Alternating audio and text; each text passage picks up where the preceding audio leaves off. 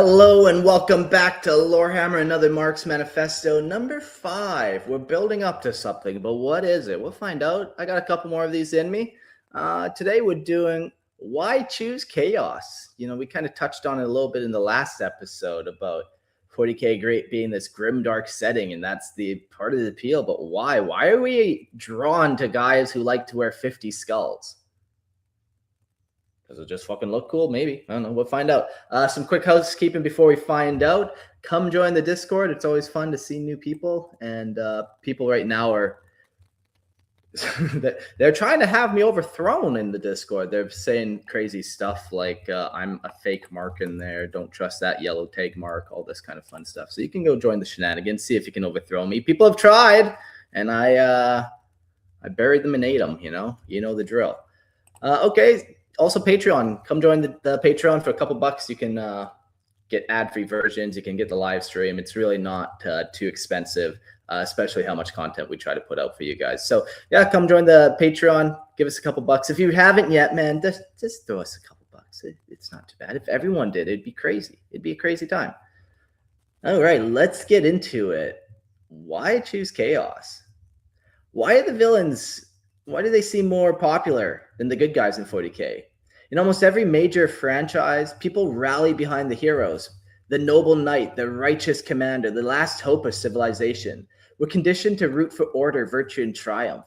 But in Warhammer 40k, something strange happens. Scroll through fan art, look at custom conversion, watch which factions dominate lore debates in hype circles. Chaos warbands, Traitor Legions, Demon Primarchs, the monsters. These so-called villains aren't hiding in the background. They're leading the conversation, and that raises the uncomfortable question. Is this accidental, or is the setting built for it? Because here's the truth. In 40k, the good guys aren't clean. The Imperium isn't noble in the traditional sense. It's authoritarian, brutal, decaying. It survives through oppression and endless war. So when chaos shows up, rage without apology, ambition without constraint, excess without shame, it doesn't feel like a cartoon invading a heroic world. It feels like an escalation. And maybe that's the key. Maybe 40k doesn't accidentally make villains compelling. Maybe it was designed that way. Maybe in the universe where morality is already compromised, villainy becomes cleaner, sharper, more honest than heroism ever could. And if that's true, what does that say about the galaxy? And what does that say about us? Let's talk about chaos. Because if we're being honest, chaos isn't just popular, it's magnetic. You've got Khorne, pure rage, stripped of justification, violence without apology. Nurgle, decay, despair, but twisted into acceptance and grotesque comfort. Tzeentch, ambition, manipulation, the endless hunger for change. And Slaanesh, excess, obsession, sensation, taken beyond reason. They're not subtle. They're emotional extremes turned into cosmic forces, rage, ambition, decay, excess. Not suppressed, not judged, amplified, rewarded. That's powerful. Because chaos doesn't pretend to be virtuous. It doesn't cloak itself in moral language. It doesn't claim it fights for peace and unity or salvation. It says, this is what you're feeling, and we will make you stronger. Compare that to the Imperium. The Imperium claims righteousness. It claims necessity. It claims it suffers for humanity's survival. But it burns worlds, it crushes dissent, it sustains itself through fear. Chaos doesn't hide corruption, it embraces it, and it creates a strange dynamic. It's honestly more appealing than hypocrisy, even if that honesty is monstrous. There's something narratively transparent about chaos. You always know what it wants. You understand its motivations immediately. It doesn't warp itself in bureaucratic doublespeak or moral compromise. It is raw. A rebellion has gravity. Fans are often drawn to the forces that challenge authority, even fictional authority, especially fictional authority that's already oppressive. So maybe chaos popularity isn't about being evil. Maybe it's about clarity. Maybe in a universe built on moral greatness, the faction that openly declares itself darkness feels strangely straightforward. And in storytelling, clarity can be more compelling than virtue. If chaos is emotionally extreme, the Night Lords are existentially honest. Look at Conrad Kurz. This is for you, Jax. He wasn't driven by glory. He wasn't seduced by pleasure. He didn't fall because he wanted power. He believed the future was already written and that it was terrible. The Night Lords don't build empires. They don't preach liberation. They don't promise transcendence. They weaponize fear. Terror isn't a tactic for them. It's identity. And that's what makes them fascinating. There's a moral fatalism to the Night Lords, a brief belief that humanity is broken, that justice is a lie, that cruelty is simpler, more efficient than mercy. They don't see themselves as villains in a melodrama. They see themselves as proof that the Imperium was always brutal, proof that fear works, proof that hypocrisy is a true crime. They don't pretend to be heroes, and the self-awareness changes everything.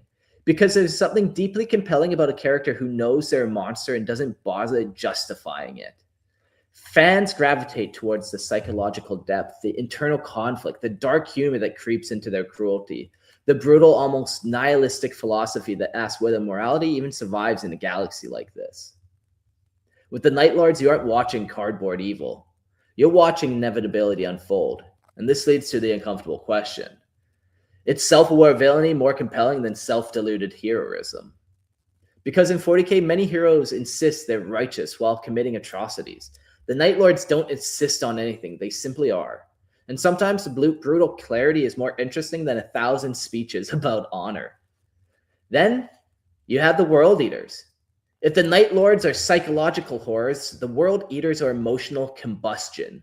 Look at Angron, a being defined by rage, betrayal, and pain. His fall isn't subtle. It isn't philosophical. It's raw. It's immediate. It's volcanic. Under the gaze of Khorne, that rage isn't something to overcome. It's something to perfect. The World Eaters don't debate ideology. They don't draft manifestos. They don't argue about long-term strategy. They fight. And it's that simplicity. That's their power. Emotionally, they're stripped down to the core. Rage, violence, and a warped sense of honor through combat. No political theater, no bureaucratic chains, no moral posturing, just blood and momentum. And visually, they're one of the strongest identities in the setting. Red armor, brass trim, chain axes roaring, helmets splattered in blood, iconography that doesn't whisper, it screams. You see a World Eater across the table and you know exactly what they are. That kind of aesthetic cohesion matters. It's clean, it's bold, it's iconic. There's something deeply satisfying about that clarity. And that raises another uncomfortable question. Is emotional purity more satisfying than moral complexity? In a galaxy drawn in gray morality and endless political compromise, the World Eaters offer something brutally simple. Action without apology.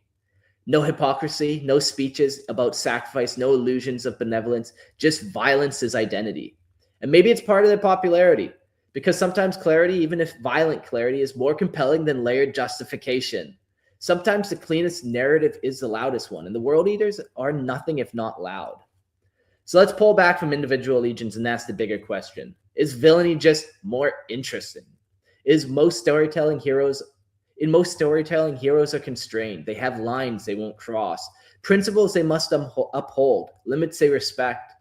The restraint creates tension, but also creates boundaries. Villains don't have those boundaries. They break the rules.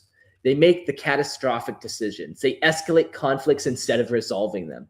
They push themes to their breaking points. They force the story into darker territory.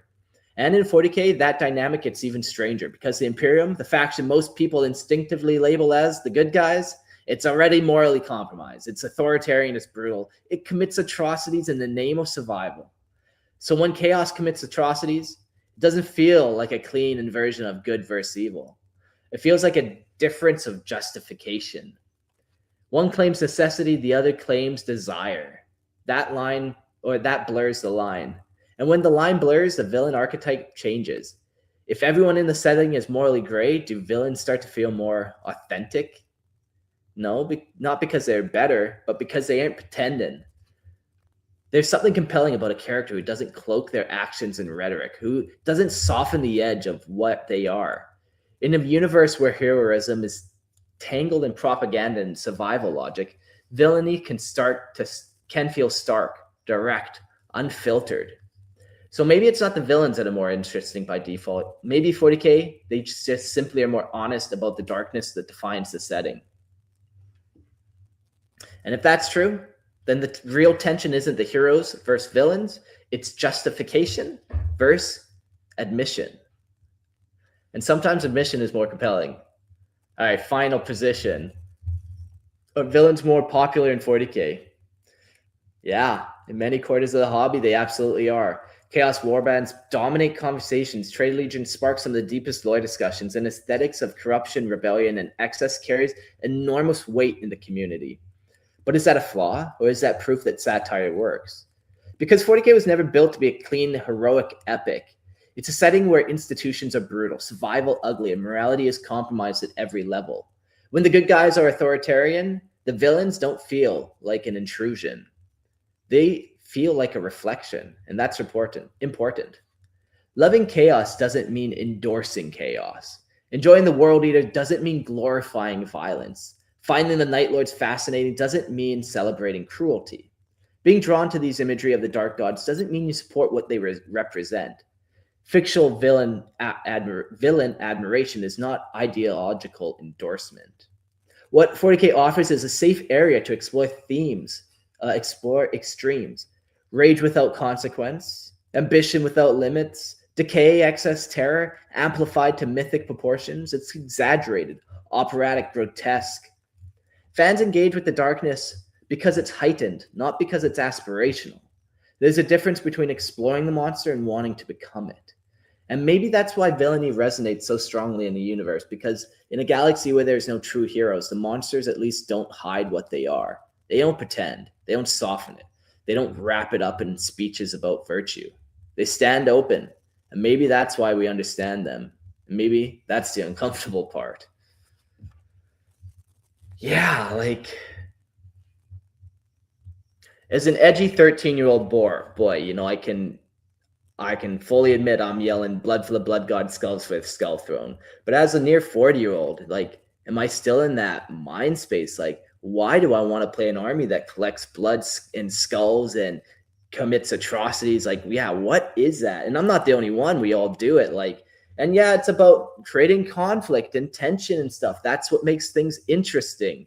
But yeah, it's also about that deeper nature. Like, humans have been around for a long time, way longer than what any of us know. And only recently have we become, you know, quote unquote, civilized. We're violent to the core, man. We were not that different from the people 100 years ago who were violent to the core, who would do crazy shit. You know, and we could pretend we're civilized. And here's maybe the crazy thing too is, you know, when shit hits the fan, you get the choice of remaining civilized and dying or becoming the bad guy. I won't tell you one of my biggest fears, but plays into that. Yeah, you know, and that's what's nice about 40K is you can pretend to be a bad guy. You can explore some of these themes like, okay, well, what happens if you steal that loaf of bread to feed your family? Oh, well, you just spawned a demon invasion. You know, not every time, but sometimes that happens.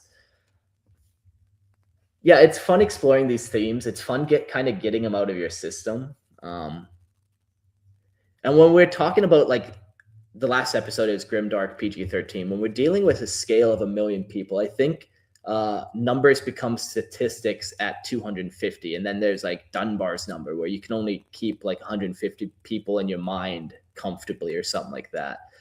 So when you're dealing with all those numbers, it's very easy to just be like, whatever. Like, so you blew up a planet and there's 1 trillion people on it. Whatever. Like, you got your cool little artifact trinket that you were looking for. Good job for you. It becomes easier to commit that mass violence. I got this cat in the studio, just cat distracting me right now. His name's Cheese. He's a nice little cat. What else? What else did we kind of touch on in this episode? The World Eaters, man, they're pretty cool. I'm thinking about doing maybe one more episode on them. I'm not sure if I want to. I think I'm going to do it. It might just be a personal writing exercise. You know, because, yeah, you can explore themes, man, and doing them kind of hit me. I'm not like, I don't come off as a rage monster or whatever, but we all got that monster inside of us. And I don't know, bits of bitterness and whatever. You can learn things when you play chaos and play it out. Like, okay, so what happens if you do fight till the end?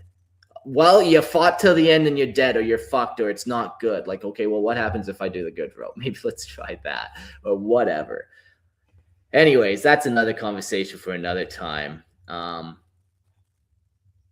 manifestos, they shall continue. There's a couple more that I definitely want to do. If you have one you think I should kind of dissect for you, let me know. I don't really know. I kind of just came up with like a teaser and just started writing, essentially. But, that's neither here or there. All right, well, we'll see you all on the next episode. It's going to be another manifesto. See you there.